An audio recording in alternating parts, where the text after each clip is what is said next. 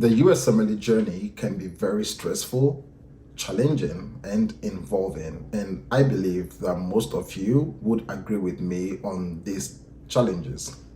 Now, in this video, what I'm going to do is to discuss with you all the difficulties that I went through and how I rose up to the challenge.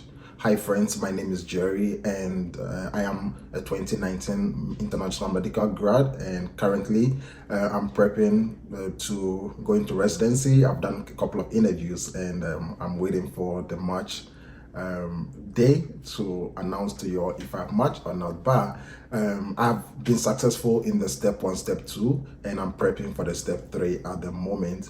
And just to say a little about my YouTube channel, I've done several videos to help students who are prepping for this exam, so you can go through my channel.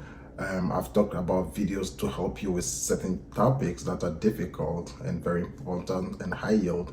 And I've also done videos encouraging you and also things that you should prep for whilst on the journey. So you can check my channel for that. One more thing that I'd like to add is that my channel has a membership page where if you wish to support my channel, you can go and subscribe for a little token if my videos have helped you. And also all members would have special consultations on how to approach the USMLE. So kindly do that if you are interested. Now let's go straight to this topic for the day.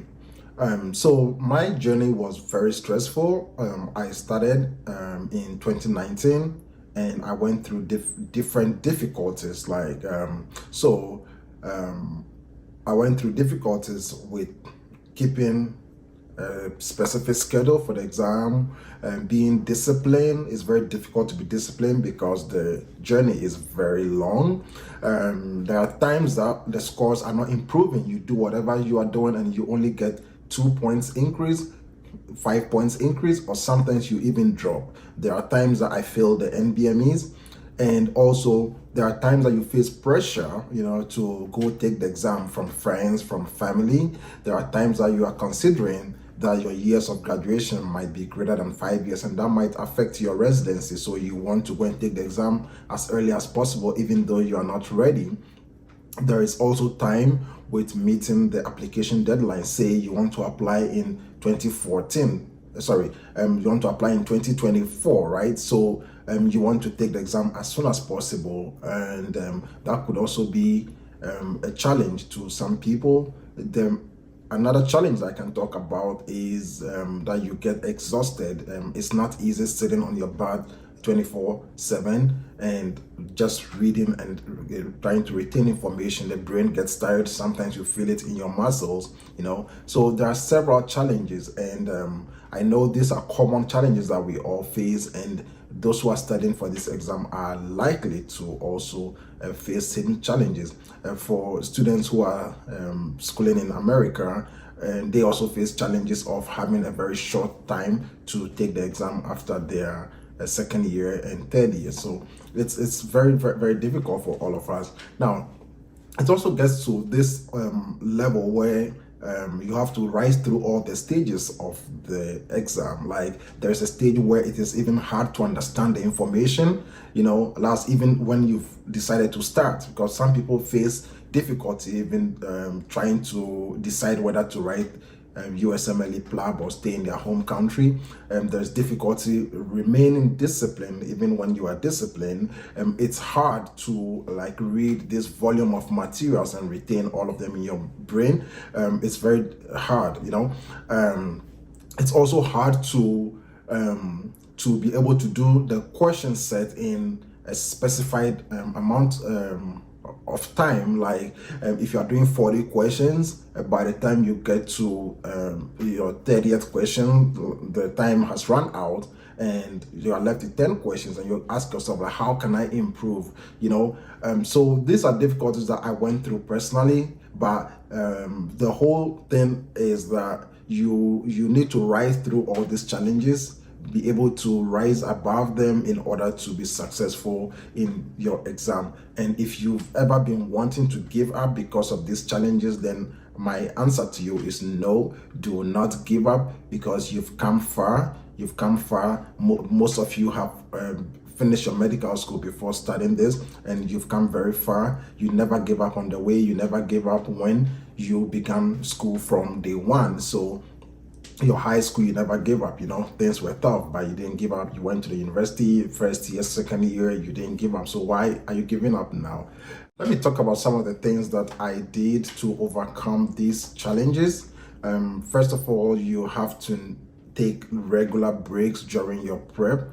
Say you can decide to take a day break every week or every 2 weeks, or half a day break every week during your studies, and that helps your brain to reorganize itself, and also your body recoups the energy. Now, during these breaks, you can decide to do any outdoor activity, because you don't want to stay indoor again. You will just be stressed up all over again. And make sure that you stay away from your study materials as much as possible during these breaks. It's better to take breaks and rejuvenate than to keep going and get burned out, which can add to the stress.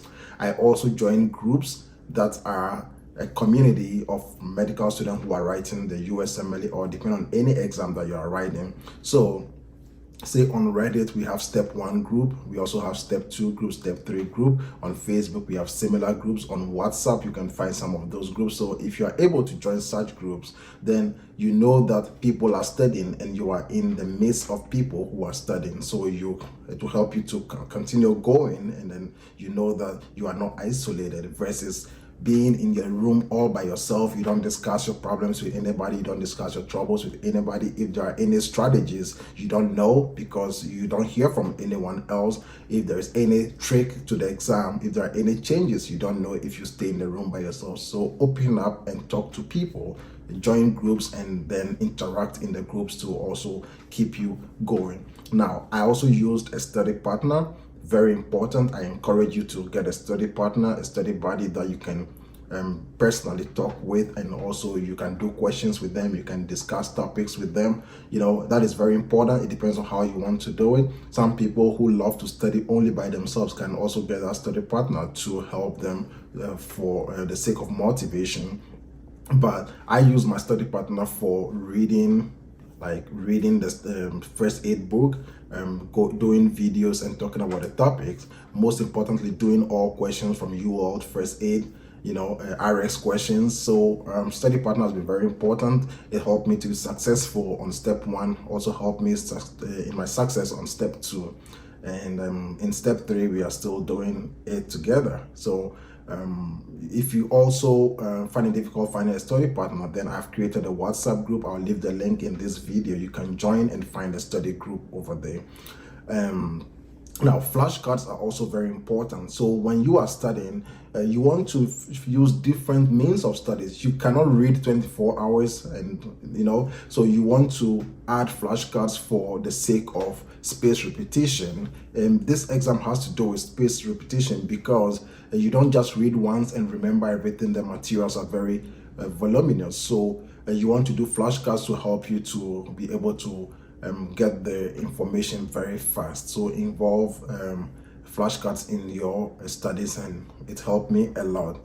I also did a video on that, how to make and use a flashcard. You can check my channel for that. Most importantly, I changed environments from time to time. So one environment just makes you bored. Say there are days that I would want to study from home, and then I do that for about 3 weeks, and I get so stressed up. So in order to change my environment, I'll go to the library, and that helped me. Sometimes when I'm doing my flashcards, I'll be walking outside. I don't want to remain inside. I'll go to the basketball court, or I'll be walking around my my apartment buildings and just looking on my phone, and that helps me. Like, blood will still be circulating whilst I'm still not stressed up. When I'm going for a walk in the evenings, I will go around the university block while just be walking around whilst doing my flashcards. And once a while, I also just take a walk for walking sake, just to exercise the body. Those of you who can go to the gym, it's also important. You can do that. You can go to the gym 2 or 3 times in a week, and that can be very helpful. Now, after every NBME that I did, once I check the score, say I'll begin the NBME in the morning, and it's 4 blocks. So by 1 or 2 p.m. I would have finished, and the rest of the day I'll be in the swimming pool, just swimming to exercise my body, just to move away from the boat and rest my brain. And that was very important. I cannot quantify how much each of these helped me, but I know that is what these are the things that I did. You should also make sure that you replenish your energy by eating good food. You don't study with hunger. Some people think that when they don't eat before they study, then the thing sticks in your mind. No, it doesn't add to your focus, because the brain needs that glucose. It needs that energy molecules in order to function. So give food to the body, give food to the body so that the body can function very well. So eat good meal, eat good food, drink enough water to keep all these enzymes in a very good pH balance so they can work well. Always remember that this exam is doable. Some people have done it, so you can also do it. Nobody had it easy, we never had it easy. I didn't have it easy. You just have to put in the hard work. I know when I began this journey, things were very tough. It was difficult understanding like the materials, but you have to keep going. You have to build concepts day by day and find a way to understand. I know some people find it difficult to recollect the information. Even after they've understood, they leave it for 3 weeks and they forget the information. So find a way, when you come back to the information and you miss a question, ask yourself next time, how am I going to find the correct answer? Ask yourself that question. And if it's a mnemonic that you have to make, find a way to make a mnemonic. If it's a pattern recognition that you have to do, find a way. And try to learn things in cluster. Don't learn things in isolation. Always ask yourself, what else could confuse me if I made such a thing? What else looks like this, so that you do not confuse stuff. Try to think like the examiner. Try to think that what else would the examiner use to confuse me so that I get the answer wrong. In that way, you will be proactive and you'll be ready for the exam. So I hope this video helps at least one person. Let me know if this is helpful to you. Just leave a comment down there for me and show your support by joining my membership. Subscribe and share this video with your followers. With your friends. Thanks, and I'll see you again in the next video. Bye.